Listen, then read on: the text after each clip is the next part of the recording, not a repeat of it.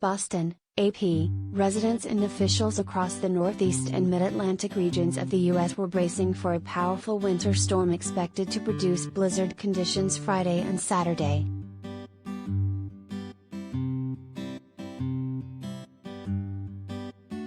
Heavy snow and strong winds were forecasted to begin in parts of the Carolinas and Appalachia on Friday evening, according to the National Weather Service.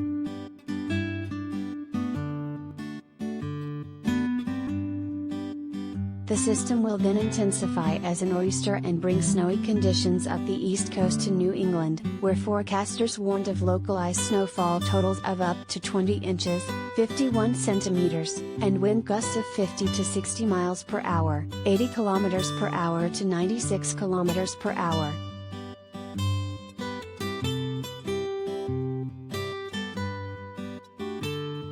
Local officials Friday rushed to declare snow emergencies and impose parking bans, warning that wind-blown snow could make travel nearly impossible and colder temperatures could mean dangerous wind chills after the storm passes Saturday night.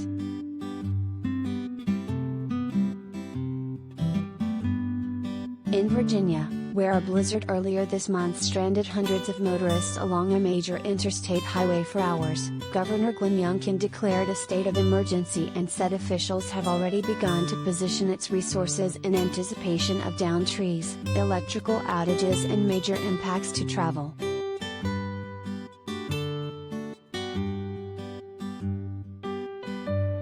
The state's eastern shore faced possible blizzard conditions that could bring winds as high as 50 miles per hour, 80 kilometers per hour, up to a foot of heavy and wet snow and possibly tidal flooding.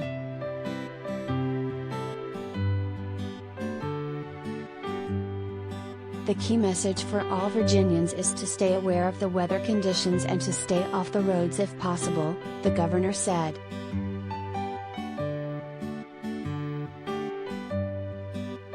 Similar snowfall projections were expected up the coast to the Philadelphia and New York City areas, with seaside communities from the Jersey Shore to suburban Long Island and southeastern Connecticut potentially seeing heavier snowfall rates and stronger winds.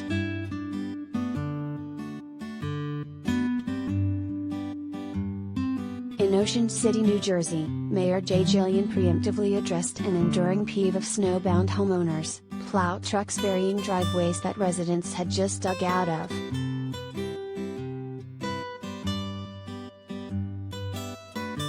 The plows cannot work without creating snowbanks, he dryly reminded in a post on the city's website. You may have to clear your driveway or parked vehicle more than once.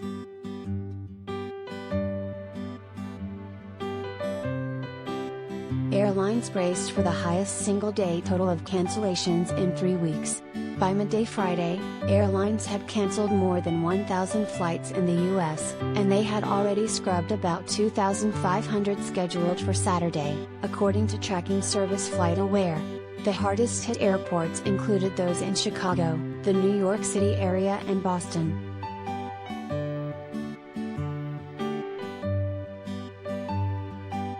In New England, where isolated snow bands could dump nearly 3 feet, 1 meter, in spots, the inevitable, shelf-clearing rush for bread, eggs, milk and other victuals at grocery stores was well underway Friday.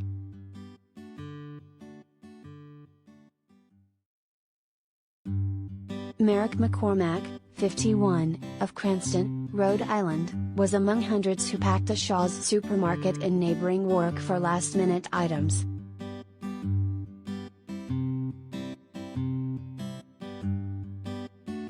With the entire state under a blizzard warning, state officials mobilized more than 500 snowplows and Governor Daniel McKee scrubbed a planned trip to Washington, D.C.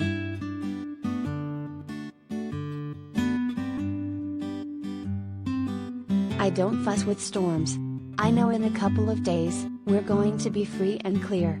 No need to panic, McCormack said, flashing some New England stoicism as he unloaded his groceries.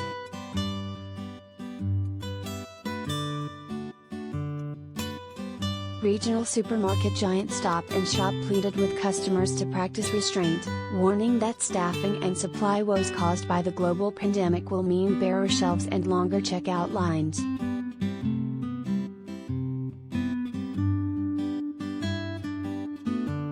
We ask shoppers to buy what they need and save some for their neighbors, the Quincy, Massachusetts-based grocery chain said in a statement. Supply chain and labor challenges as a result of COVID-19 have made product availability more challenging than usual.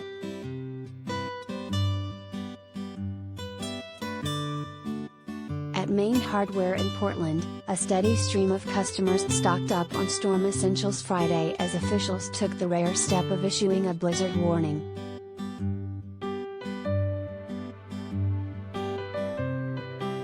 Rick Tucker, the store's president, said people were buying up generators, snowblowers, shovels, ice melt, sand, heaters, batteries and lanterns.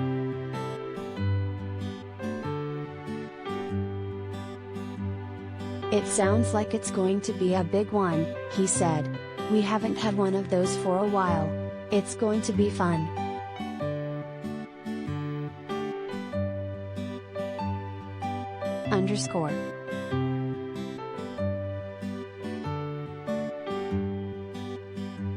Associated Press writers Ben Finley in Norfolk, Virginia, Wayne Perry in Point Pleasant, New Jersey, William J. Cole in Warwick, Rhode Island, David Klepper in Providence, Rhode Island, David Sharp in Portland, Maine, and Carolinas writer David Kinnick contributed to this report.